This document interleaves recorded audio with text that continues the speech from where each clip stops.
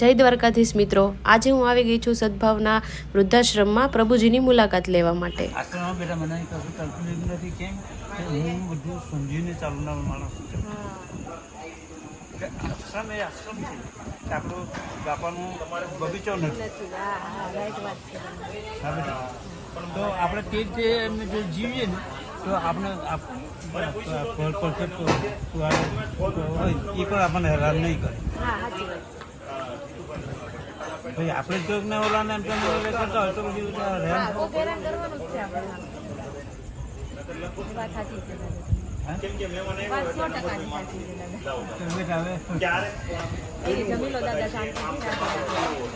ઉંમર વધારે થઈ ગઈ 70-80 ઉપર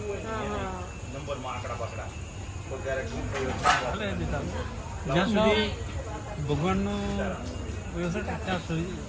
હા દાદા, એ વાત તો તમે શું કરો છો બેટા? હું અત્યારે દાદા પાર્લર ચલાવું છું. પાર્લર?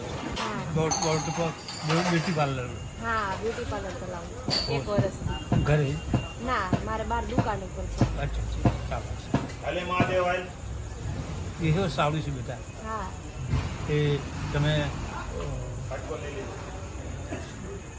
12 પછી કોર્સ કરી લો. હા, મેં કોલેજ કરીને પછી કોર્સ કર્યો હતો. કોલેજ કરી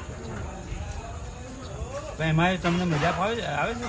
હા, આવે જ છે દાદા. કામ કરવું એટલે બધામાં મજા આવે. બસ વર્ક ઇઝ વર્ક. હા, જેટલું આપણે કરશું એટલું એક ભગવાનની ભક્તિ જ છે. આપણે કામ કરવા જઈએ અને કંટાળો આવી જાય આની બધી એ નહીં, પ્રેમથી કામ કરો ને બધું જ મજા આવે. બેઠા છો ને? હા, હા, દેખાય નહીં ને એટલે હા, હા દાદા, હું આયા જ નથી. 3.5 વર્ષથી અહીંયા છો? 3-4 વર્ષ. તમારું નામ નથી? તમે 5 દિવસથી છો? 5 દિવસથી છો. કેવું લાગે છે આમ? તમે જમવાનું દરરોજ આવી રીતે મળી રહ્યું છે? આજે જમવાનું વ્યવસ્થિત છે? બાકી કંઈ તકલીફ નથી પડતી? જરાય તકલીફ જમવામાં બી બધું અલગ અલગ જ હોય. ભાજી પાવ હોય, આ હોય,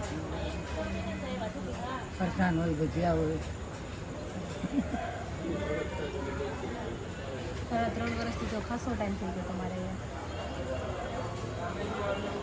એટલે ગુણુભાઈના આશ્રમમાં છે. પહેલાં આમાં પિત્તોદરા હતું, પછી બિલાલમાં હતું, તો પછી તમારું કયું ગામમાં છે? અમરેલીમાં. તમારો આ કેટલા છોકરા સુરતમાં જ રહેવાનું છે? બધાને કોઈ નથી સુરતમાં. કોઈ નથી. મારું સુરતમાં સાસુ, તમારું સુરતમાં સાસુ, મુંબઈ જનો, પિયર મુંબઈ. કોઈ નહીં મળે પણ પિયરમાં સાસરામાં કોઈ નથી.